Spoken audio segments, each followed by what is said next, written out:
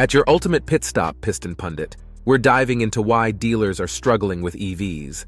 Despite strong pushes for electric vehicles, consumer interest hasn't kept up, leaving dealers with oversupply issues and surplus lots.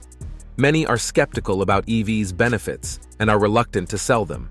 Let's explore the top 9 reasons behind this resistance.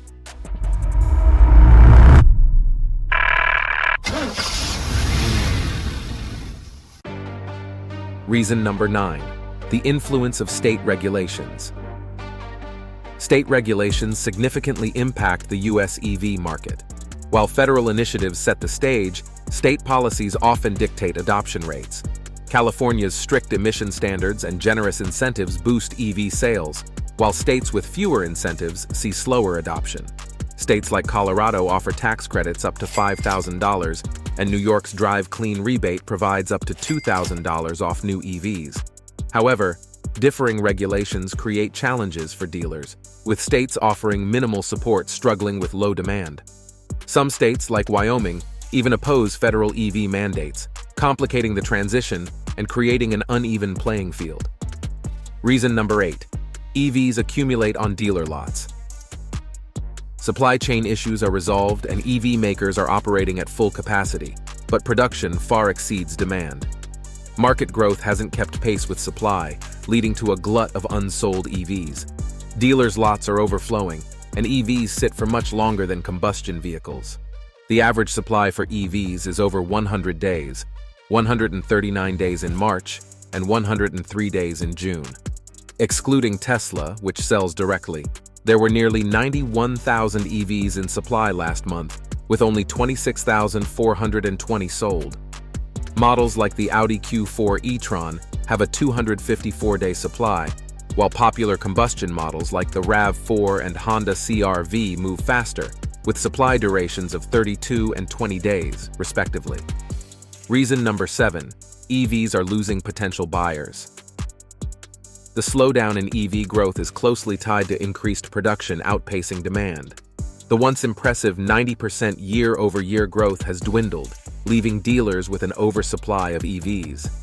Dealers are concerned as the pool of potential buyers shrinks. While price is a factor, design flaws also contribute. EVs, despite their acceleration, aren't practical for everyday use. Initially, early adopters and affluent buyers drove growth, but now the middle class, who find EVs expensive and inconvenient, is reluctant to transition.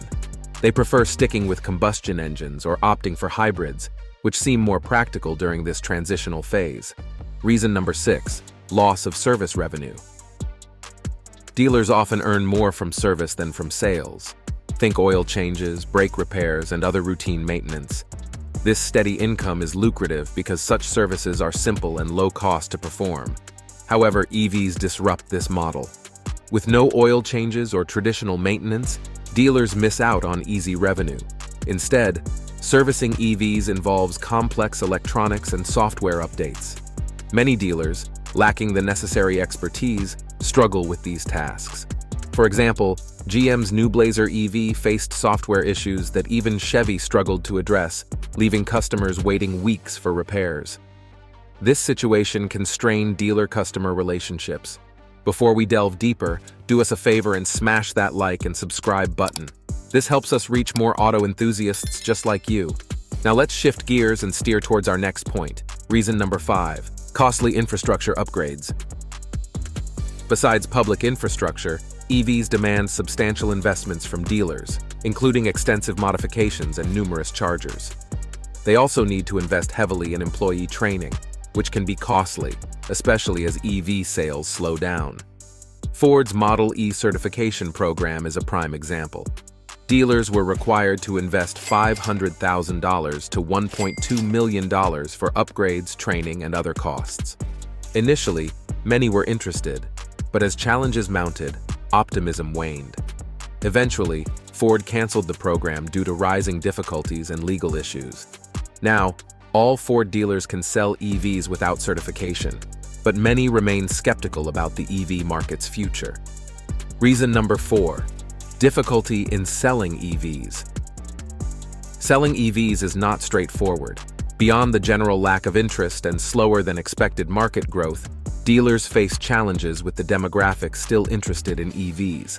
Salespeople need to put in extra effort to convince potential buyers of the benefits of EVs and to familiarize them with this new technology, often requiring multiple visits and extended time to close a sale. In the past, completing a car sale could take about an hour. With EVs, this process can take 3 to 4 times longer. This extended time investment leaves both dealers and salespeople feeling overworked for the same commission, contributing to their frustration with the EV market. Reason number 3. State-by-state EV adoption challenges.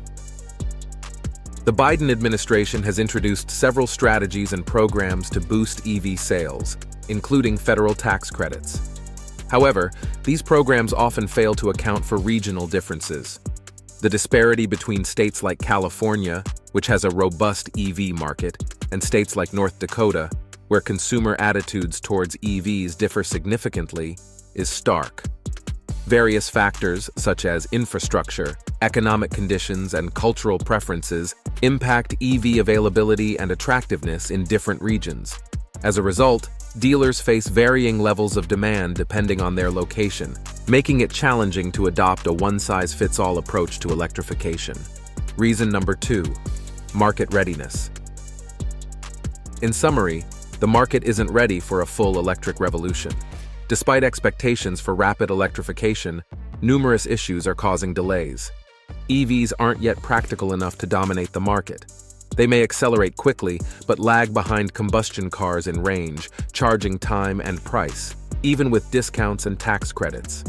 Infrastructure is another major problem. Public chargers are inadequate, especially in remote areas, and even in well-served regions, reliability is an issue.